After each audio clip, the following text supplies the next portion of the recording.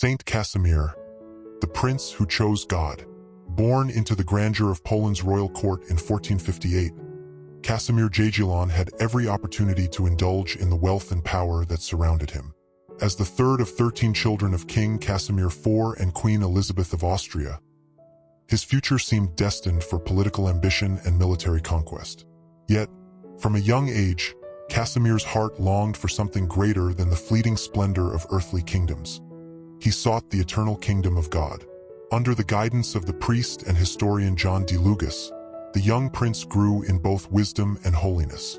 While his brothers pursued the intrigues of courtly life, Casimir embraced humility and prayer.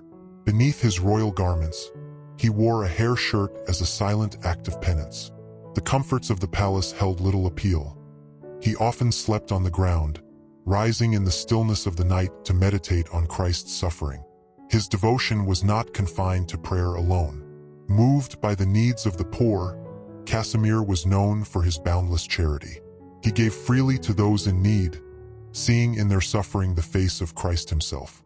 Though he was a prince, he carried himself with the humility of a servant, his heart burning with a love that refused to be dimmed by the temptations of power. At just 13, Casimir was called to the battlefield of politics when the Hungarian people sought him as their king to defend them against the Turkish forces.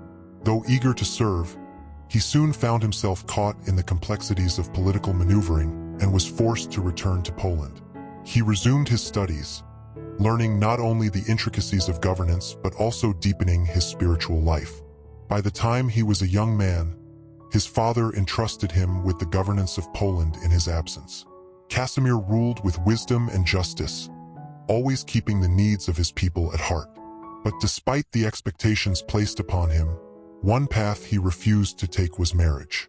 While advisors urged him to form a political alliance through wedlock, Casimir remained steadfast in his commitment to celibacy, desiring instead to belong wholly to God. His earthly journey, however, was not long. Stricken with tuberculosis, Casimir foresaw his own death and prepared for it not with fear, but with an even greater devotion to God. On March 4, 1484, while traveling to Lithuania, he surrendered his soul to the Lord, his faith unwavering until the end. When he was laid to rest, a copy of his favorite Marian hymn was placed in his tomb, a testament to his deep love for the Blessed Mother.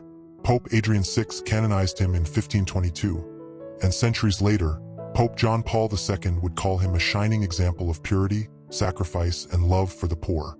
Saint Casimir's legacy is not one of military conquests or political victories, but of a life wholly surrendered to God. He calls young people even today to reject the empty promises of the world and to embrace the true joy found in holiness. Saint Casimir, Prince of Poland and servant of God, reminds us that the highest calling is not to a throne of gold, but to the throne of grace. Thank you for watching. Please like, share, and subscribe. God bless you.